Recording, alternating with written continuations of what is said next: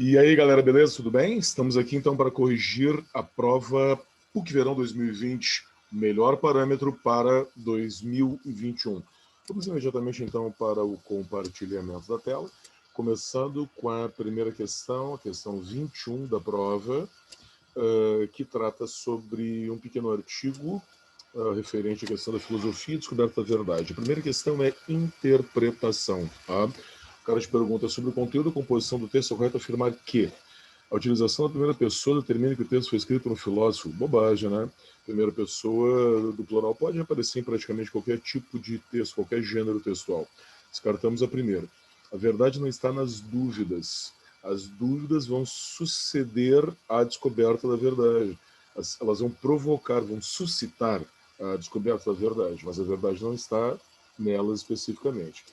A universalidade que garante o caráter real da verdade, é o que está expresso, vamos subir um pouquinho ali, devagarinho, na linha 15:16, quando ele diz, ou seja, a verdade tem que ser universal, se não for, não é verdadeira, é uma falsa verdade. Aí vamos ficar com a letra C bem tranquilamente, né? E tendemos a ser infelizes, não conhecemos a verdade. Essa relação não é feita pelo texto, então descartamos lá, ok? Um detalhe importante, olha só, na questão 22, agora a gente vai partir para a pontuação. Queria te alertar para uns negócios interessantes. Ó. Pontuação é um conteúdo obrigatório da prova da PUC. Tem que saber. Tem que saber no mesmo patamar que tu faz, por exemplo, as questões da URGS. Sobretudo as questões de substituição de sinais, quando não as de alterações. Correto?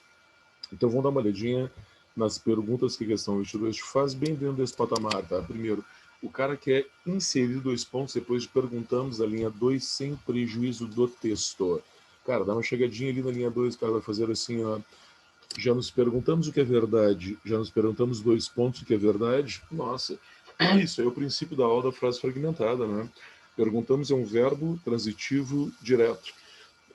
Aquele o que é verdade, tu te lembra dessa estrutura?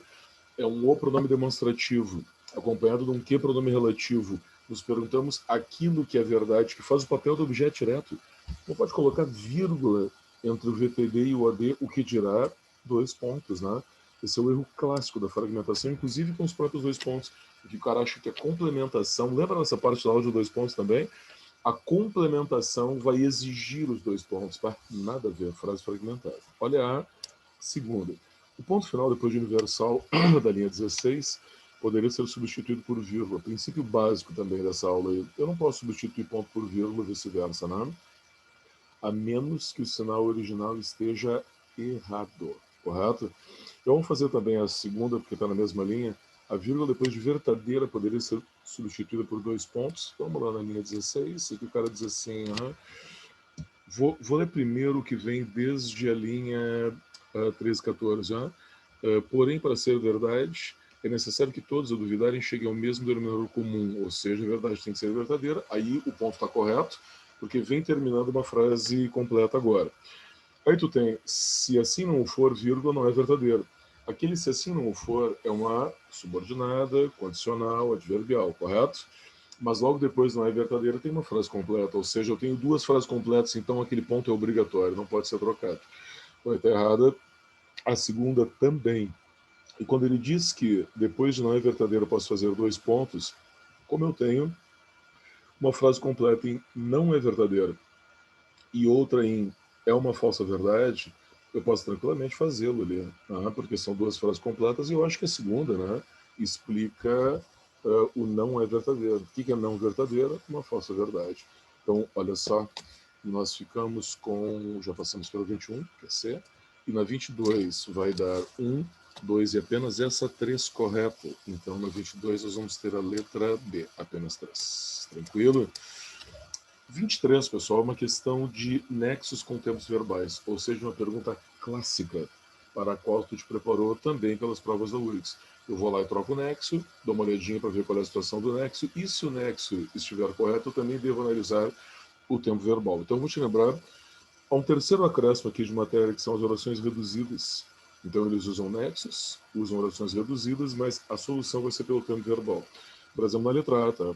Ao encontrarmos e assim que, ambas as estruturas têm o aspecto temporal. E aquele resposta para essa dúvida, resposta para essa dúvida fica igual. Na B, ao obter o resultado e por que obtivemos o resultado, temos também a mesma situação. Eu acho que aquele porquê até dá uma alteradinha mais de temporal para causal.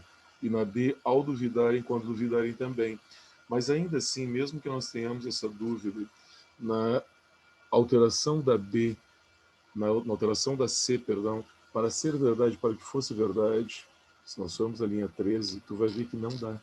Não dá por quê? Quando o cara diz na linha 13, porém, para ser verdade é necessário, o é condena o para que fosse verdade. Para estar correto, teria que ser assim, ó, para que fosse verdade, seria necessário, ok? Então aí, matamos com letra C. A B, se vocês consideraram um pouquinho estranho, é aceitável no contexto, mas a C, gramaticalmente, não dá, ok? Então decidimos aí por C em função do tempo verbal, embora a base da pergunta seja nexus. A 24 também vai te dar uma duvidazinha, mas que a gente vai resolver por eliminação, para quem não sabe a matéria. Quando o cara diz assim, ó, podemos encontrar a verdade e substitui por a verdade, aqui nós temos perguntas de aspectos gramaticais variados, correto? Pronome e outras coisas, mas fundamentalmente pronomes, referência de pronomes. O a já encontramos, é verdade, aí tá tranquilo. Chegamos ao mesmo denominador comum, cheguem a um denominador comum, o mesmo e um vai dar apenas um, então tá certo. Cara, se tu concordou com o verdadeiro e verdadeiro, então a resposta vai ter que dar letra A, não tem mais escapatória. A verdade tem que ser universal e a mesma tem que ser universal. Cara, a mesma a gente considera um vício de linguagem. Nós usamos mesmo como na segunda, o mesmo denominador igual comum, correto? Mesmo para igual, tudo bem. Agora, mesmo como retomar e como pronome gramaticalmente está errado. Até na frase original, se tu for lá, não causa ambiguidade nem nada, mas simplesmente não se usa. E na letra, aliás, na última, a falta dela leva o ser humano a desiludir-se. A falta dela nos leva a desiludir-se. Não dá, olha só, esse é o erro claro, tipo assim, ó, se encontramos. Eu não posso ter um nos primeira pessoa no plural e um se terceira pessoa. Ou eu uso primeira, ou eu uso a terceira, beleza? Então vai dar assim, ó, verdadeiro, verdadeiro, falso e falso. O que te ajuda a responder na dúvida se não conhecia a estrutura pronominal, porque assim, o que é certo, tá? A primeira tem que ser verdadeira e a última tem que ser falsa, correto? Então vai ter que dar letra A de qualquer forma. Você não precisava ter usado errado, se fosse o caso. E tem que cuidar um pouquinho também pelo tempo, né? Respira um pouquinho aqui, a prova é apertadinha, mas vai só na certa, na morta. Agora tem uma questão de quadrinhos que eu acho super interessante. É um adulto e uma criança, pai e filho, tá? Brincadeira, 9 verdades e uma mentira, tenta acertar. Aí o pai diz para ele, também fiz a lista, deixa eu ver. Aí ele diz, criança bem comportada, verdade. Tá? E o pai hesita e diz, filha, aqui só tem uma mentira? Então, quando o cara vem e te diz, na primeira do 25, a lista escrita para Mandinha, escrita do seu pai, contém 9 verdades e uma mentira? Provavelmente não, né? Pela reação do pai, deve ter várias mentiras na lista que o filho fez. Então, eu vou considerar a primeira errada. E o Armandinho, quando reclama a verdade, exclama, demonstra ironia diante da descrição feita pelo pai? Eu acho que não. Acho que não é ironia. Eu acho que, no fundo, é uma confirmação de que, sim, ele é uma criança bem comportada. A ironia é a situação toda, né?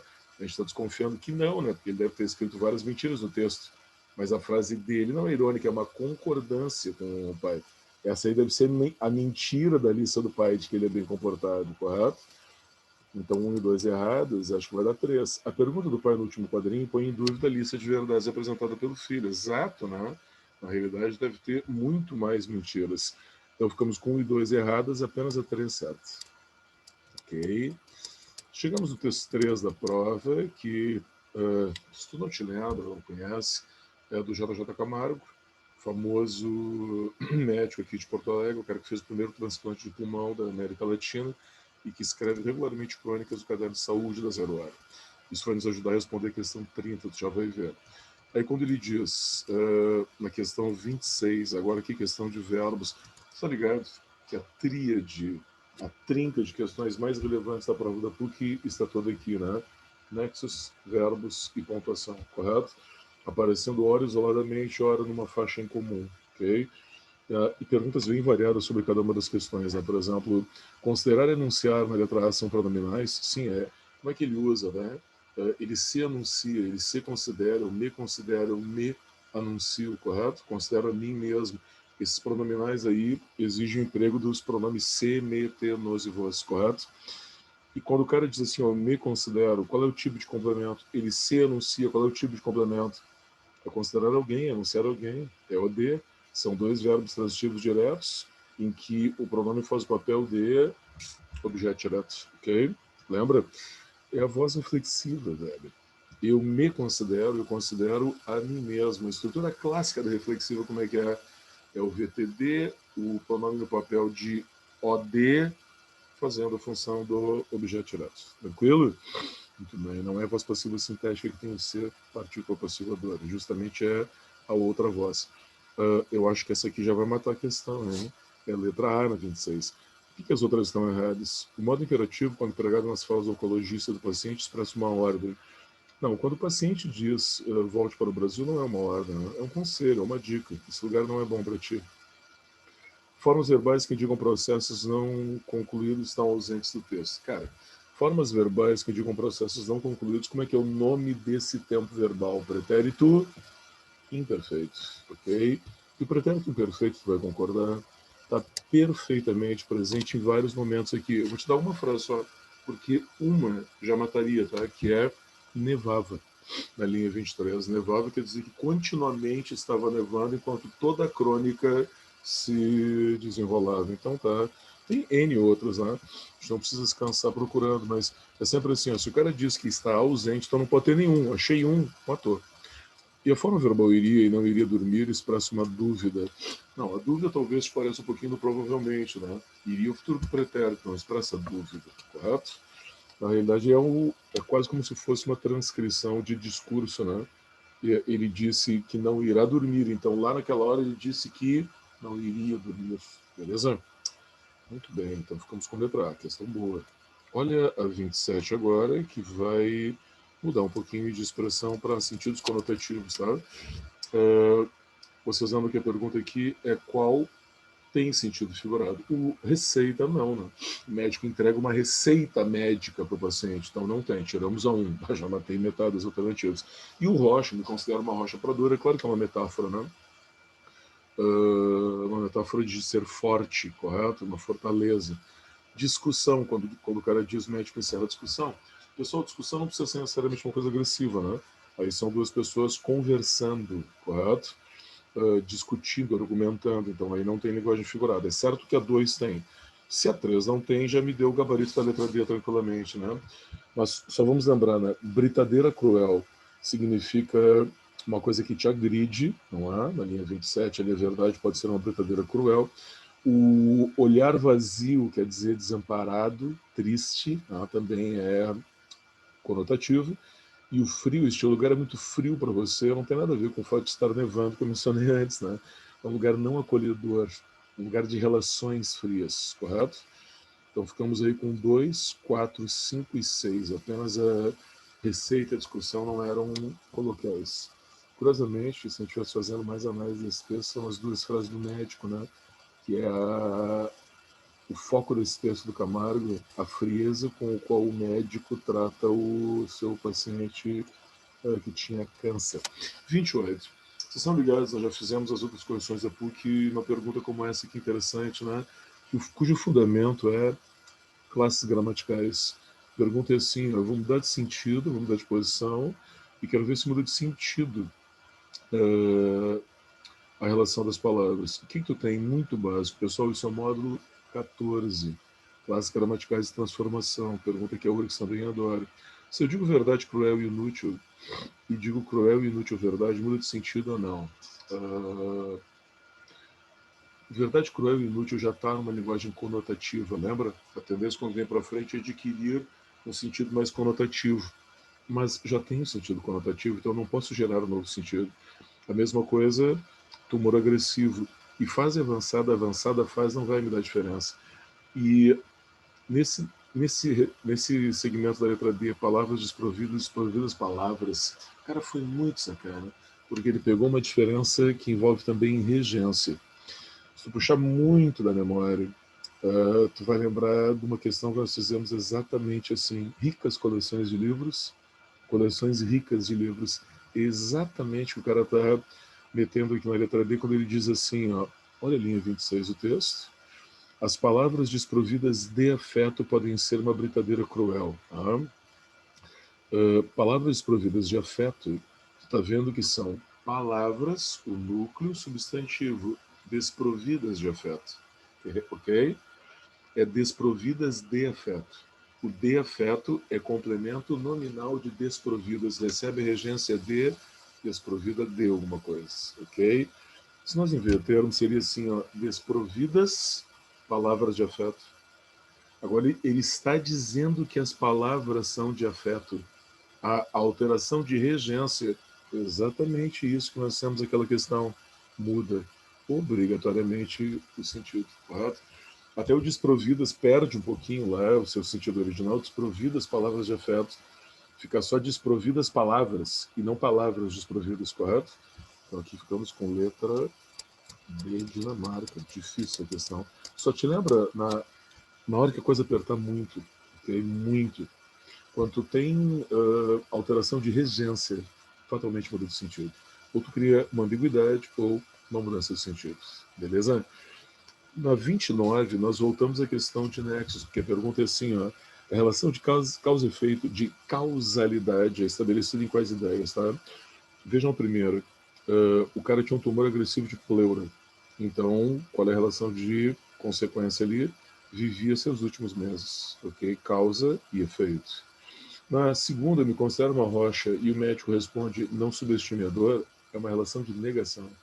É como se eu dissesse, embora o senhor se considere, não subestima. O senhor se considera, mas não subestime, relação de negação. Depois, o cara se sentia desconfortável, então eu questionei o médico. Por isso eu questionei o médico. Novamente, relação de causa e efeito, causa e consequência. Então aqui ficamos com 1 e 3. Beleza? Agora, para terminar, aquela coisa que a gente sempre indica, está aparecendo aí vai aparecer na revisão da PUC que nós vamos fazer, sempre tem essa questãozinha comparativa entre os três textos. Tá? Eu não acho difícil. Se tu quiser fazê-la primeiro para economizar tempo, é investir, não é gastar, correto? Tu vai ter que ler os três textos, não é verdade? Não tem problema nenhum tu lê-los e responder já imediatamente essa questão e se livrar de ter que fazer no final, tendo esquecido alguns detalhes que eu vou te mostrar aqui. Pode fazer, não tem problema nenhum. Vamos ver se tu concorda. Os três trechos apresentam trechos em discurso direto e indireto. Não, o primeiro não. Justamente o primeiro não. Correto? O primeiro é um artigo. Não faz sentido ter discurso direto em artigo. Um artigo sobre filosofia, sobre a verdade. Nada a ver. Justamente o primeiro e o terceiro pertencem ao mesmo gênero textual? Não. Não. O primeiro é um artigo e esse terceiro, como eu mencionei, o que é? Uma crônica. Uma crônica de uma área específica, saúde, mas é crônica. É uma impressão pessoal, não tem nada a ver com o artigo de filosofia do primeiro.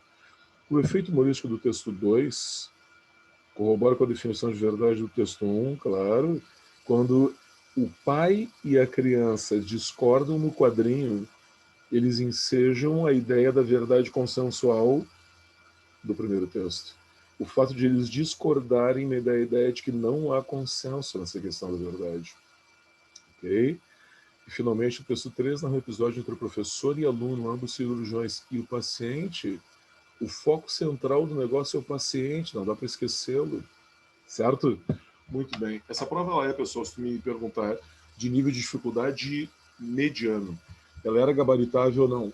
Era gabaritável, correto? Só lembrando aqui, ó, que os domínios que a PUC tem perguntado são pontuação, sobretudo em questões de substituição, nexos, tempos verbais e classes gramaticais, correto? Que módulos são esses aí? 13, 14, 19 e o módulo 10 inteiro do livro 1. Tranquilo? Muito bem, se prepare para a revisão que a gente vai fazer para a PUC aí, para gabaritar tudo. Aí, valeu, muito bom ter encerrado esse trabalho de provas corrigidas contigo aí e vamos à revisão. Aí, valeu, galera. Abraço.